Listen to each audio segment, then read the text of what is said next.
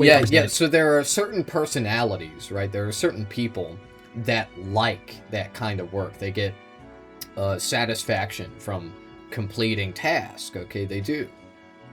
That's how it works, and they like it when the project is straightforward, right? They know what to expect. They know what they need to do. They know how they need to say certain answers, and they get a predictable score, a predictable letter grade. Okay, there are many people that like this. They are not at all the majority, though. That's great. Welcome back. I'm J-Star. Today we're reacting to MentisWave. Oh yeah, here we go. Internet, so there's a few reasons out there for why it's inaccurate to believe that woke ideology is dead. And one of them very much stands above the others in how it shows that it's unfortunately going to take quite a bit longer to right the ship than some people think. And that reason is understanding that academia is still woke in 2026, but not just that, more importantly, understanding why it is still woke. Because it's a reason I've noticed that both people who strongly identify with Democrats and people who strongly identify with Republicans in the United States, both of them tend to have an equally hard time guessing why this is. For example, a Democrat will simply tell you that the reason there's still a lot of woke ideology in academia is because intelligent people are just more left-leaning and woke ideology is left-leaning. They'll give you the whole, oh, reality has a liberal bias. Well, that's true. That's just true. It's not that reality has a liberal bias. No. No, man. People who are more educated have a progressive bias. Okay. Okay, Mentis. And this is because progressive policy is, you know, just the smarter choice that isn't based on vibes. Like with a lot of right-wing, or, well, most right-wing talking points, and with a lot of liberal talking points as well. And that's why I say specifically, it's not liberal.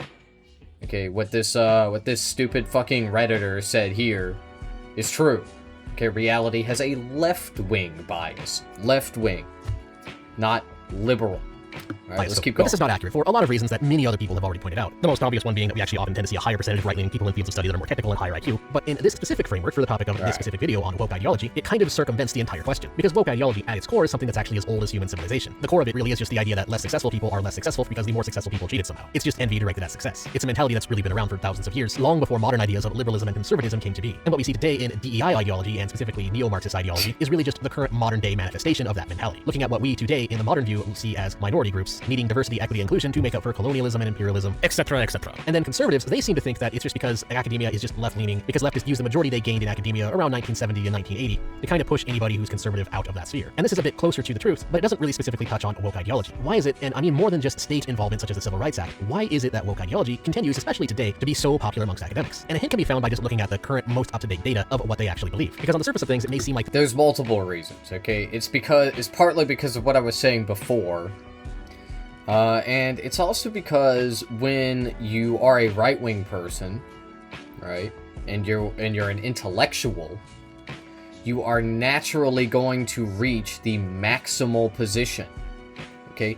And that means it is going to be very hard for you to hide your power level, okay? You're not going to be able to hide the fact that you are a disgusting, vile racist, okay? It's just the truth, man.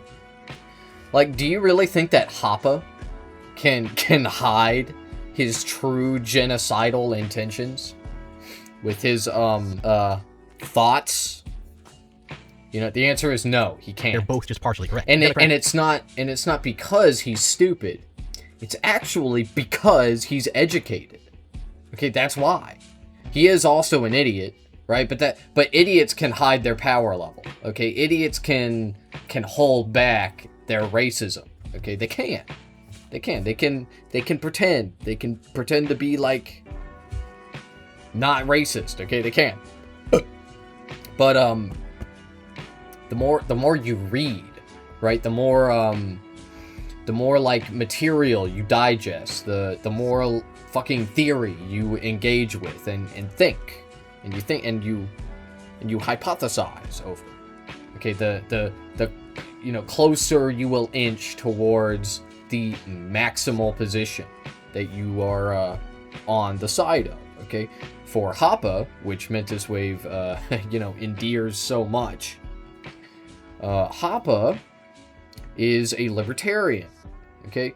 And so, naturally, he got to the end point of libertarianism, of libertarian thought, which is that people that own companies should be able to murder you. Tend to have higher IQs and are more interested in Just academics, 'cause. whereas conservatives are absolutely right that it became less politically correct to have conservative beliefs around the 1970s and 80s. And so part of it really is just bias as well. But in terms of woke ideology, again, it's a bit more complicated. It depends more on your field of study. Because, of course, as a... Oh, yeah, but I kind of forgot to finish the thought, okay? Universities, institutions, they cannot have extremely racist people working for them. Okay, they can't. Because who goes to university? Okay, the answer is all types of people. Okay, because university and education in this country and in many other countries is the closest that you get to a meritocracy. Okay, and that may sound silly to some people, and it's because it kind of is. Okay, because the game is kind of rigged when it comes to schooling and education as well. But if there is any institution in America where like merit actually gets you somewhere, where hard work and skill and talent actually elevates you, it is university. Okay, and so because merit doesn't discriminate, people go to American universities from all over the world. And lots of times they are black and brown. They are brown people, okay?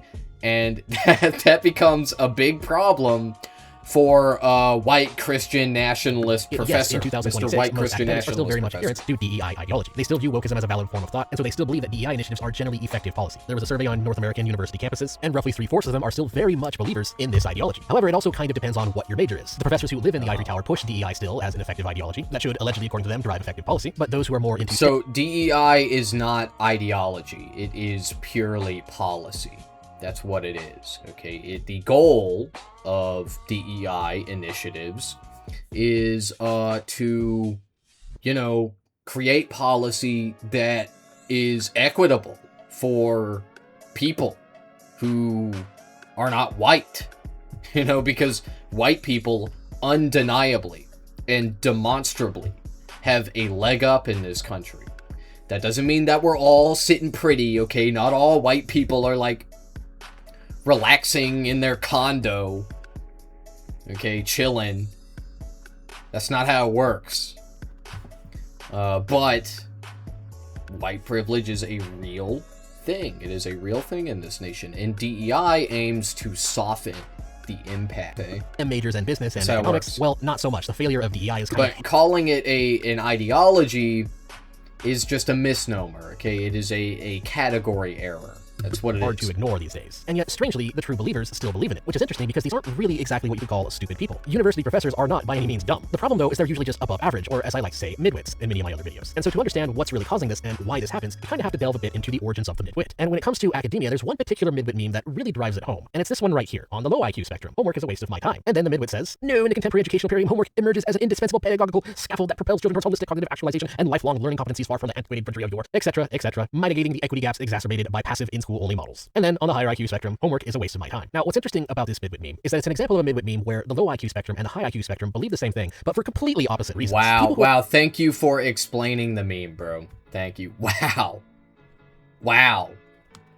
Incredible. Yo, MentisWave is such a deep thinker. He's a real intellectual.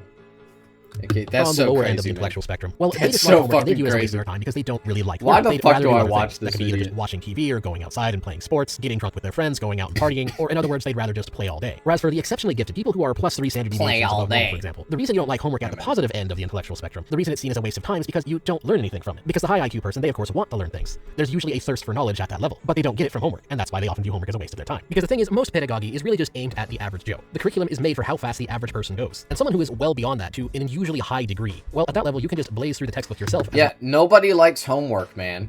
Nobody does. Everybody sees, 99% of school homework and projects and yada yada yada for what it really is. Which is, it's just a way to make sure you're paying attention. right? And that you can get your task done and yada yada. Okay, that's it. That's literally all it is, actually. So, like, it's like I always say, schools in this country are designed from an early level to the late stages to produce good, profitable, and efficient workers. That's what school is for, okay? It's for nothing else. And so everything about schooling is centered around that premise. And that's what homework is for. Wow. And so a lot of people, naturally, become disillusioned with homework. Okay, like, who are these fucking people that you're talking about that love homework in school? Okay, everybody has hated it at least at one point in their lives. Okay, and most people always hate it from the beginning. Okay, that's how it works. Pretty much everything the class has to offer within the first few weeks or so, if even. And when you give a student who is gifted to that degree a homework assignment where they're to write a 10-paragraph essay or whatever, where they're basically just regurgitating what the textbook says and telling the teacher what they want to hear about it, well, they've already understood the material far beyond the degree that homework assignment can teach them anything new. Or perhaps a simpler way to understand it. So there are certain personalities, right? There are certain people that like that kind of work. They get satisfaction from completing tasks. Okay, they do. That's how it works. And they like it when the project is straightforward, right? They know what to expect. They know what they need to do. They know how they need to say certain answers. And they get a predictable score, a predictable letter grade. Okay. There are many people that like this. They are not at all the majority, though. That's crazy. If you're in a math class, assume that you are 16 years old in math. And the teacher gives you an assignment where you're to write out 1 + 1 = 2 3,000 times. And that's it. You're just supposed to write down 1 + 1 = 2 3,000 times. What are you going to learn from that? And the answer, of course, is nothing. By that age, you probably very much already knew that 1 + 1 = 2. Writing it another few thousand times or so or whatever isn't going to teach you anything that you do not already know about the most basic fundamentals of arithmetic. The only thing you're going to get out of doing that is maybe a sore wrist. Hence why that is generally not the kind of homework assignment you would receive in high school. Perhaps the closest to that would maybe be in 2nd grade, where you did basic single-digit arithmetic over and over again, and perhaps your times tables. That's about the age category where the average person might actually benefit from that low level. At 16, why are you talking about this? That doesn't happen. That never happens. That's not how homework works, man. The fuck are you talking about? Somebody make you do this when you were 16? It's gonna do you absolutely no good whatsoever, though. There's much better things you could be doing with your time, even for just the sake of learning. But of course, the kicker here, and you could probably see where I'm going with this, is that that's exactly what most homework assignments are to someone who is unusually gifted. It ends up just being a big fat waste of time. Not because they don't want to learn anything, but because they do want to learn anything, and they would rather spend their time. Okay, yeah, no, that's I don't agree with that premise. No. And I get the point, right? He's basically saying, like, oh, to a really smart person, homework is tedious. And it's like, okay, no. Not really. Like, it depends on what their interests are, what class they're in. Are they ahead of their peers or not? Okay, in university, this sort of thing doesn't usually happen. Okay, because you go to university to learn new things for the specific path that you have chosen, and then you do that, and yeah, I mean, it's mostly new information being presented to you, depending on your again, your path. I don't know. The next thing. I don't know, and this man. is in contrast to the midwit. The midwit, of course, ends up thinking that the homework does help them learn, but they're at the top of the totem pole in that category because, of course, midwits are not stupid. In fact, midwits aren't even really average. They're just smart enough that the assignment is something that they can do quite relatively easily, but they're not smart enough to go beyond it. And because of this, a very big difference forms between the midwit and the gifted, which is that the midwit ends up loving school surprisingly a lot more than the gifted student does. For the midwit, the Prussian model of education is something that they genuinely enjoy because it's something that they can get at the top of the rankings, but not so high that they start hitting the ceiling over and over again until they actually start getting annoyed. Yeah, so it just... My point with all of this is he's trying to tie fulfillment from doing homework to intelligence. And I'm saying that there is not even any correlation here. There is none. Okay, it's all about the kind of personality that we're talking about. Like, there are a lot of people that get enjoyment from doing their homework, from doing various tasks as a part of their education. Things that most normal people find trivial or tedious. Okay? And these people are usually the salutatorians, the valedictorians. Okay? They're the top of the class. Because they get their shit done on time. They turn it in early. right? They get the best grades. They're meticulous, okay? And this is a type of personality that in psychology they call highly conscientious, okay? If you are a highly conscientious individual, you're meticulous, you're thorough, you're a perfectionist, right? And you excel in school, okay? And it will also make you an exemplary employee at the most basic level, okay? But it can also be a hindrance if you are a very extreme case, okay? And it can even, of course, hold you back, because promotions usually are given to people who aren't like meticulous and like perfectionist, which is always what the perfectionist thinks. You know, they think I deserve a promotion because I'm like perfect or whatever, or like my work is really good. But that's not how promotions are handed out in most companies and most of these systems, okay? Promotions are given to people that are, you know, competent, yes, but also, more importantly, consistent and loyal, okay? And, of course, they align themselves correctly. They align upward or diagonally.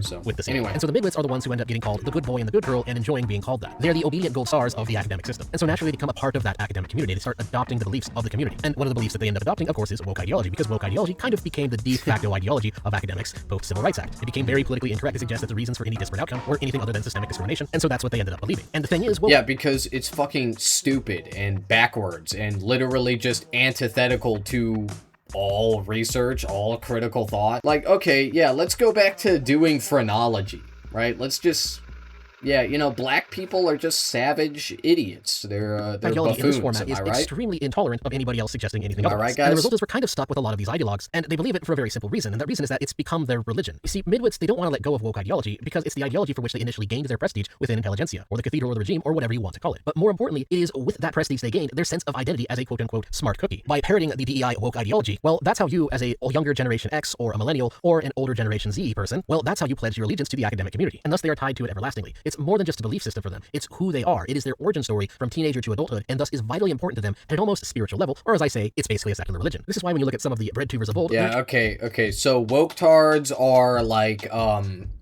medium high intelligence, IQ, and that's why they love school so much, and they love doing their homework, right? And then they get out of school and they hold on to the woke ideology because it gave them good grades and good status in school. Like, what the fuck are you talking about, man? Well, everything I just said is literally what this person has said this entire video for the last 9.5 minutes. That's what he's been saying. I just summed it all up. Like Vush trying to convince himself that that's actually what he thinks. This is actually what he thinks. Woke ideology is entirely the product of Epstein, even though the evidence behind that is not only non-existent, but when you analyze it, it very much turns out to be completely... No. You're misunderstanding the premise. I haven't seen that Vosh video. Okay, but I already know what Vosh is saying in that video. Because I know the details. I know the facts surrounding what he's talking about, okay?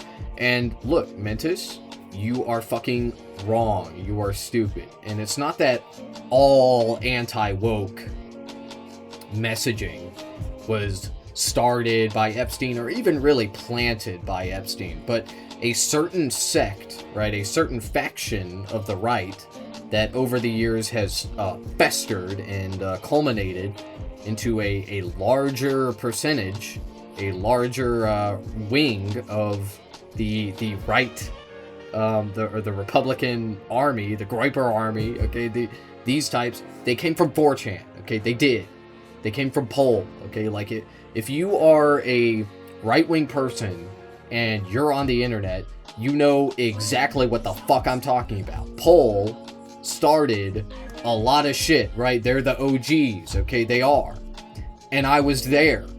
I was there when it was fucking happening. So you can't tell me that it wasn't fucking happening, because I literally watched it. I watched this this board grow and evolve into what it later became, and you know, probably similar to what it is now. But for those of you that don't know what the hell I'm talking about, basically Jeffrey Epstein, famous financier, and known for nothing else. He's just known for financiering. Okay, he, in collaboration with a guy called Moot, okay, Moot created 4chan. Moot created the political board as a containment board. Okay, he did this a lot. But basically, Moot would... so 4chan was originally for anime, right? And sometimes people would not talk about anime, right? And they would talk about things that maybe they shouldn't be talking about on an anime message board. Okay, so oftentimes they would get banned for being off topic. So Moot created the random board, okay? The random board is, you know, in my opinion, the original containment board, okay? Basically, it was like, okay, if you don't want to talk about anime, go on B, okay? Go on the random board and post whatever, talk about whatever there. And, you know, later on, Moot started creating more specific containment boards. Okay, now not every board on 4chan was for containment purposes. But when I use this word containment, right, this is what Moot called it, if I'm not mistaken. And this is what 4chan users called it. But that's not really what it was. It was more like a permission structure. It wasn't like, oh, let's trap all of the people here. It was more like, let's make what these people are posting about permissible as long as it's in their little dark corner. And that caused these places to gain legitimacy, and they festered like black mold, okay? And Poll was one of those boards. And Jeffrey Epstein, we now know, was seriously involved with the creation of Poll. And Poll is a board where people can go and be racist, be genocide heirs, you know, be terrible, vile white supremacists, all they want, all day long, until the cows come home, right? Until the rooster starts singing. And they can do that, and Moot was like, this is fine. Mr. Epstein, you can post whatever you want here, and would you like to be a moderator as well? And like, yeah, dude, it is so insane, man. It is so crazy. And, you know, I always believed the rumors about Moot.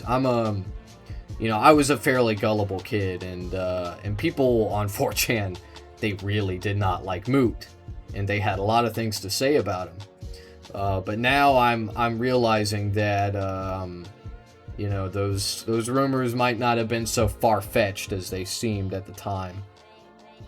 So, anyway. Phony, but it doesn't really matter because, again, it's just a mental gymnastic. It doesn't have to be true. It just has to be something that they can convince themselves of. They really don't want to accept the fact that they are really no better than anybody attending mass or church or any other religion. They like to look down on those people. They like to think that they are above that mentality, when in reality they are just as, if not more, psychologically captured by it. And the thing is, this is really a tale as old as time. The midwits, those who are at +1 standard deviation, those who are just above average enough, throughout time they have gained prestige in intellectual institutions by simply falling in line and pledging their allegiance to whatever the dominant ideology is. And it's very difficult for people who grew up that way to actually accept the fact that it's not really a valid ideology when it turns out to be fraudulent. And what we see in history instead is that they don't really go away until they're replaced, either by being aged out by a new generation who doesn't believe the same ideology due to growing up at a time where that ideology was again proven to be fraudulent, or they're replaced through alternative institutions, or they're replaced through a revolution, or something to that degree. The point is, woke ideologues, the true believers within our academic institutions, they're not just going to suddenly wake up just because some of the things they believe have been proven to be false. No, it's going to take a lot longer than that, because for them, the reality that DEI and the socialist policies that they generally tend to propose as a solution to it, the reality that these ideas and these policies aren't actually working, it's more than just an issue of being wrong. It provides an intellectual existential threat. Anyways, that's all I have to say. I know this is a bit of a pessimistic video, but I think it's important for everybody to understand the mentality of these. More like a fucking dog shit dumbass video for stupid little dipshits. Even if it's not the greatest of news. But yeah, for now, that is all. Thanks for watching. Please like, share, comment, and subscribe. And you can support my content on Ko-Fi, Subscribestar, or by buying some merch. That is all. I'm not gonna fucking do any of that shit. Fuck you. You suck. I hate